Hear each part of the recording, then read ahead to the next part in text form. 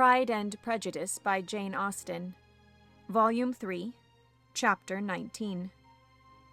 Happy for all her maternal feelings was the day on which Mrs. Bennet got rid of her two most deserving daughters.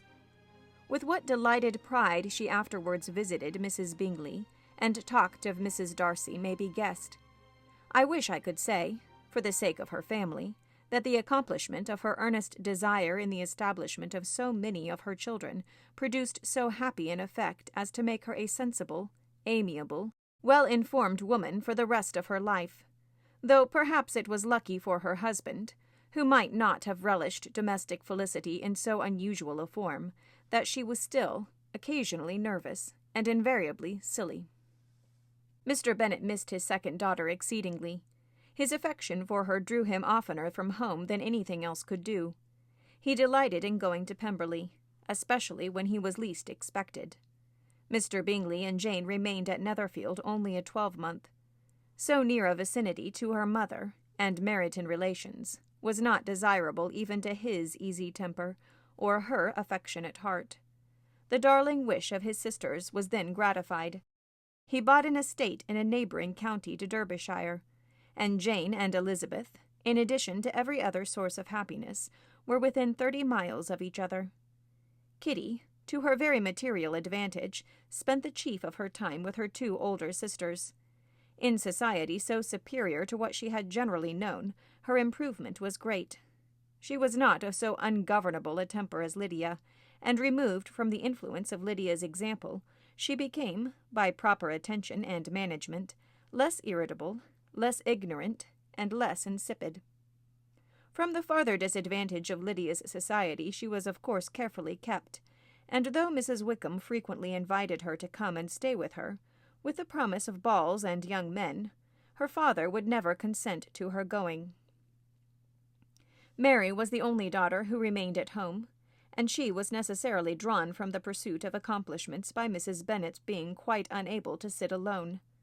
Mary was obliged to mix more with the world, but she could still moralize over every morning visit, and as she was no longer mortified by comparisons between her sister's beauty and her own, it was suspected by her father that she submitted to the change without much reluctance.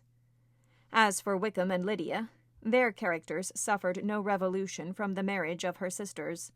He bore with philosophy the conviction that Elizabeth must now become acquainted with whatever of his ingratitude and falsehood had before been unknown to her, and in spite of everything, was not wholly without hope that Darcy might yet be prevailed on to make his fortune. The congratulatory letter which Elizabeth received from Lydia on her marriage explained to her that, by his wife at least, if not by himself, such a hope was cherished. The letter was to this effect: "My dear Lizzie, I wish you joy. If you love Mr. Darcy half as well as I do my dear Wickham, you must be very happy. It is a great comfort to have you so rich, and when you have nothing else to do, I hope you will think of us. I am sure Wickham would like a place at court very much, and I do not think we shall have quite money enough to live upon without some help. Any place would do, of about 300 or 400 a year, but, however, do not speak to Mr. Darcy about it if you had rather not. Yours, etc." As it happened that Elizabeth had much rather not, she endeavoured in her answer to put an end to every entreaty and expectation of the kind. Such relief, however, as it was in her power to afford, by the practice of what might be called economy in her own private expenses, she frequently sent them. It had always been evident to her that such an income as theirs, under the direction of two persons so extravagant in their wants, and heedless of the future, must be very insufficient to their support, and whenever they changed their quarters, either Jane or herself were sure of being applied to, for some little assistance towards discharging their bills. Their manner of living, even when their restoration of peace dismissed them to a home, was unsettled in the extreme. They were always moving from place to place in quest of a cheap situation, and always spending more than they ought. His affection for her soon sunk into indifference. Hers lasted a little longer, and in spite of her youth and her manners, she retained all the claims to reputation which her marriage had given her.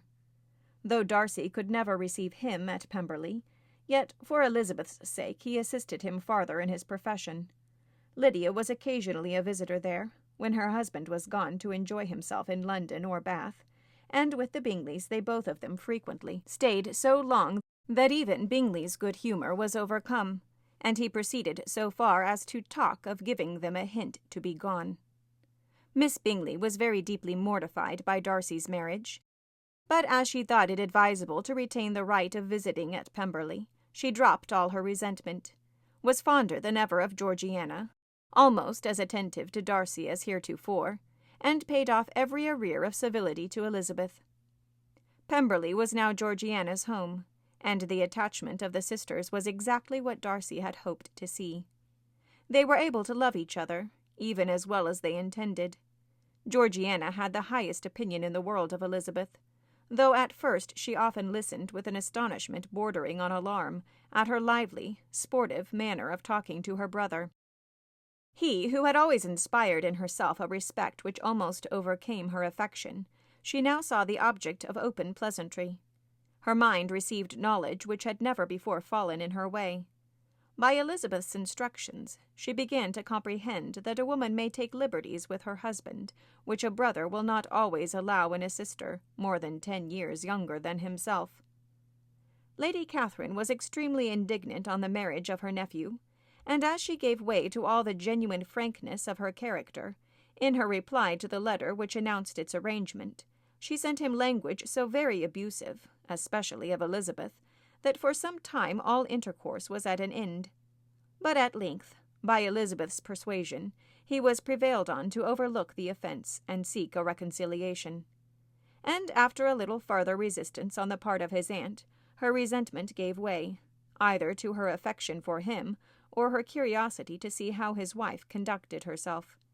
And she condescended to wait on them at Pemberley, in spite of that pollution which its woods had received, not merely from the presence of such a mistress, but the visits of her uncle and aunt from the city.